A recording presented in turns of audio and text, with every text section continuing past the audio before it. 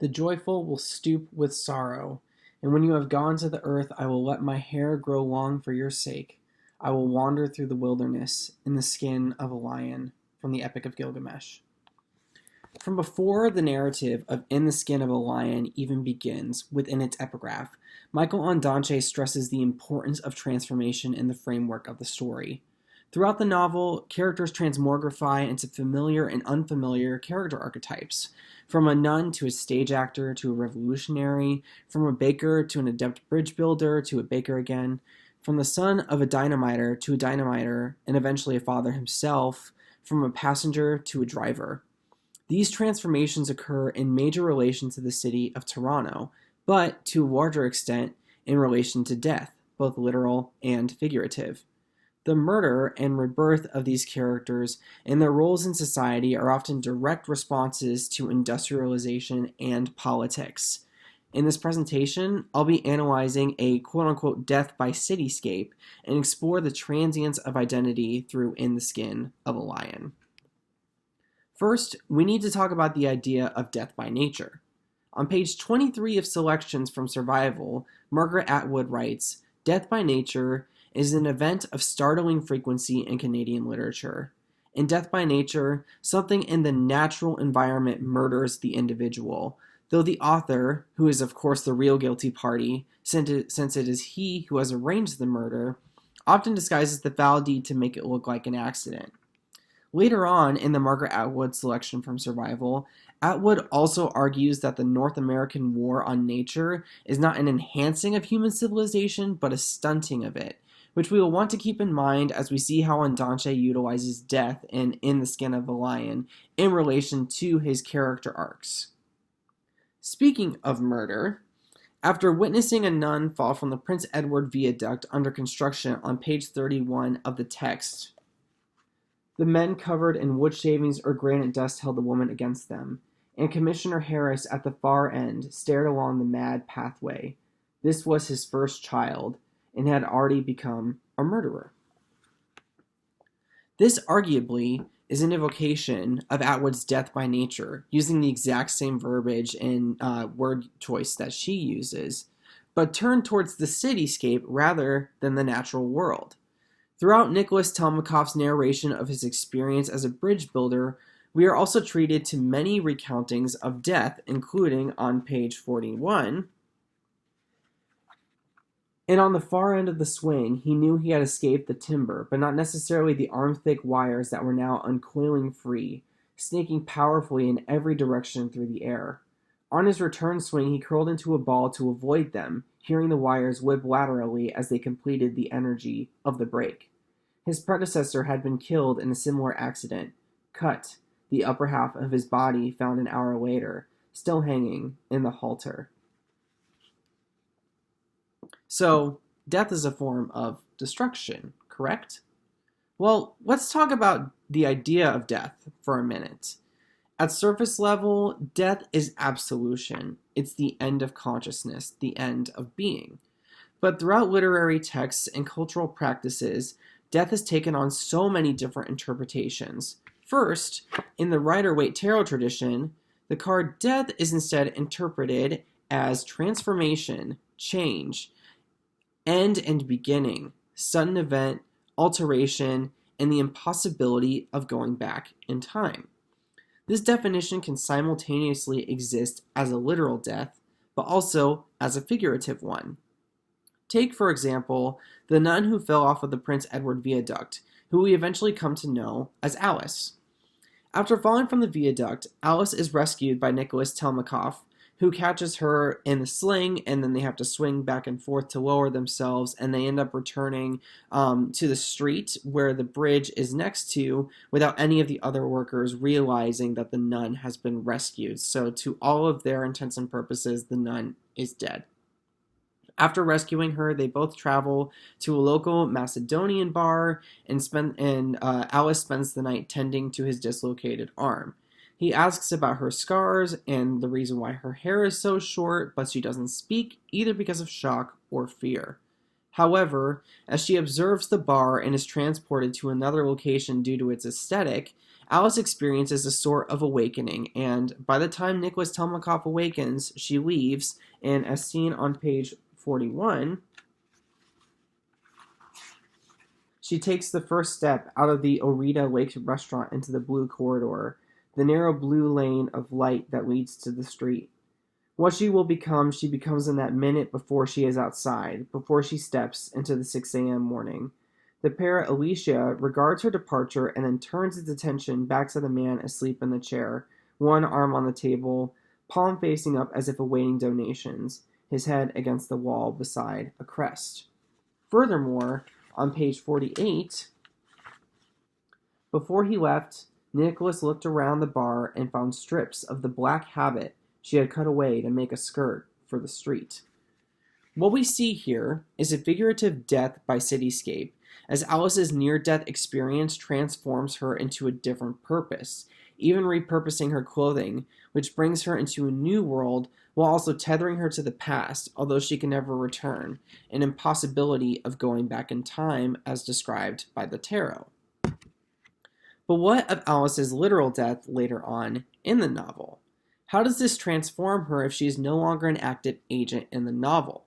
Here, we see Michael Ondaatje's intentional choice of selection from the Epic of Gilgamesh and the epigraph come into conversation with Sarah Jackson's essay Exposition, Ondaatje's Skin Effects.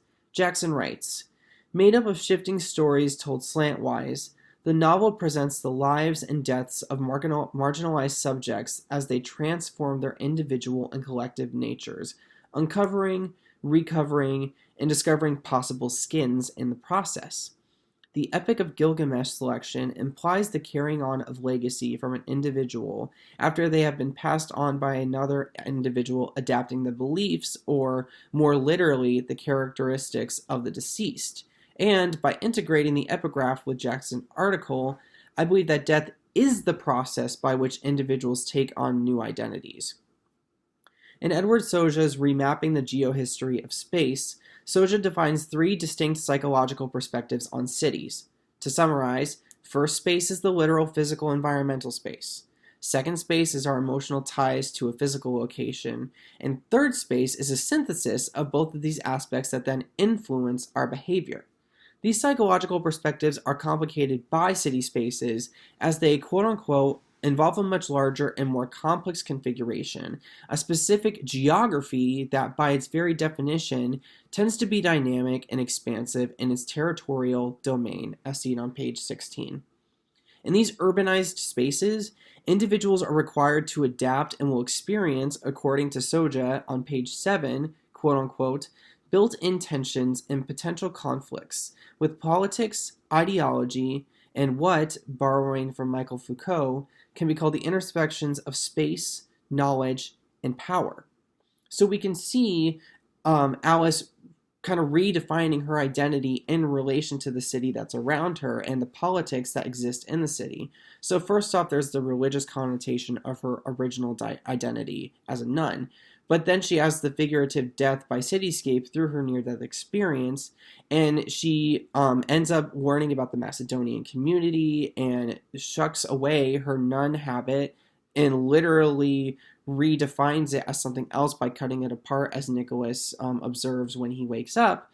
And she ends up becoming a revolutionary in close relation with the Macedonian community and also in relation to other political movements in the city, which she then enacts through her theater performances, through her activism, and through her untimely death, which we will be exploring later on in this video. However, with this redefining of identity through transformation and death, what does this have to do with Patrick, the arguable central character of the novel? Through Patrick's relationship with Alice, for example, Patrick's roles shift continuously throughout In the Skin of a Lion, through the figurative and literal deaths of Alice, which often enact figurative deaths for him. When he assists her during the play by stopping her from smashing her hand on the stage, his relationship with Clara is transformed into a romantic relationship with Alice. Then he was up there on the stage, and as soon as he approached the exhausted figure, he saw up close that the performer was much smaller, that it was a woman. He knelt and held her by the shoulders, his arm on her damp back. He leaned forward, caught the hand still trying to smash down again like a machine locked in habit, a swimmer unable to stop. He swerved the palm away from the floor and brought it slowly down to her thigh. Then he looked up, through the halo of light, into the sudden silence. And later on, while removing her makeup, Patrick thinks on page 121, it was not Alice Gold, but something more intimate. An eye muscle having to trust a fingertip to remove that quarter inch of bright yellow around her sight. So we see that relationship dynamic that he once had with Clara, that intimacy be transferred to Alice, a figurative death of his relationship with Clara, which then begins a new relationship with Alice. Also, we see a literal transformation with Alice as the death of her character occurs as her makeup is being removed. And later on, when Alice is killed in horrific circumstances related to her role as a revolutionary, Patrick transforms into a revolutionary himself, enacting vengeance on others that ultimately lead to his imprisonment when he burns down the hotel, and this also leads, in a sense, to another figurative death and rebirth during his confrontation with Commissioner Harris at the end of the novel. On page 238 and 239. Did you know a woman named Alice Gull? No. Should I? Yes. Is she dead? Why do you say that? Said Patrick. You said did, said Commissioner Harris. Yes. I think I saw her once, Harris said. She used to perform here, said Patrick. There used to be meetings in your unfinished waterworks. That's where I met her, after many years. What meetings? What do you mean? Then I lost her, said Patrick. Someone gave her the wrong bag. A simple mistake. Picked up the wrong bag. So she was carrying dynamite with a timing device, a clock bomb. She was walking with it through the crowds along the Danforth, near Broadview, walking towards the center of the city. Who knows what she thought she was carrying?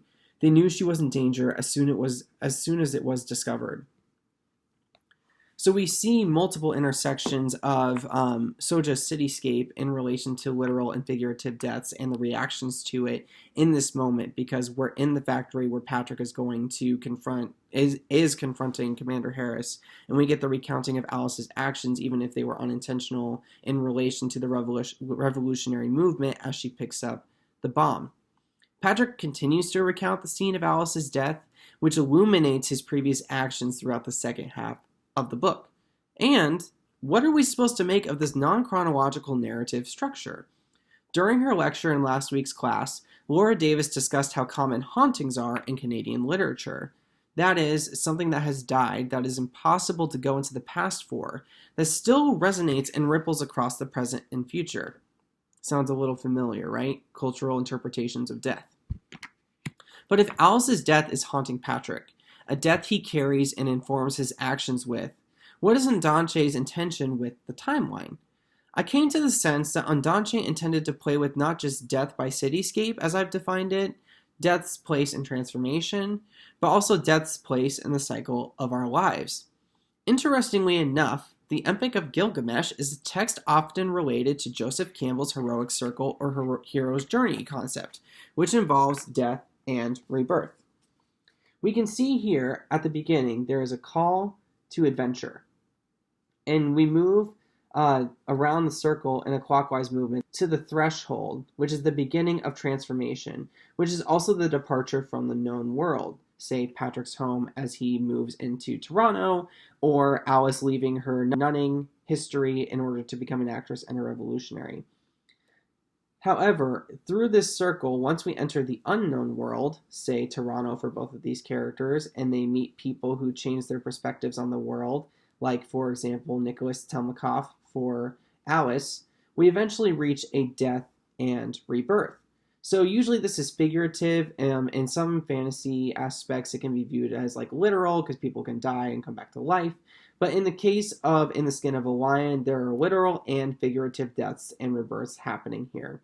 Obviously, when a character dies, say the worker that was killed by being cut in half by the cables that Nicholas Telmakov talks about, or Alice's literal death at the hands of a bomb, we see rebirths as well through other characters. So with Patrick becoming a revolutionary, Nicholas taking the place of the person who died, while also letting go of his baker's identity and then reclaiming that identity later on in the novel. And we also see even Hannah go through figurative deaths and rebirths, because at the beginning of the novel, we're giving the framing device of Hannah listening to Patrick describing this story to her. And then at the end of the novel, she ends up taking a more active role as the driver. So she goes through a figurative death of her innocence while becoming a more independent person with agency and autonomy.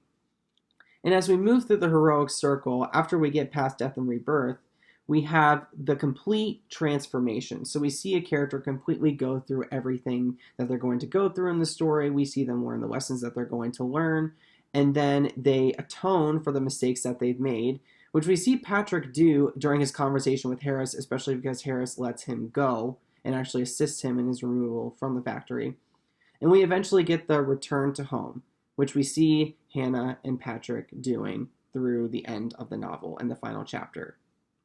However, what Andante does is he fractures this narrative, reconfiguring our understanding of time and space in response to the manufactured, industrialized space of Toronto.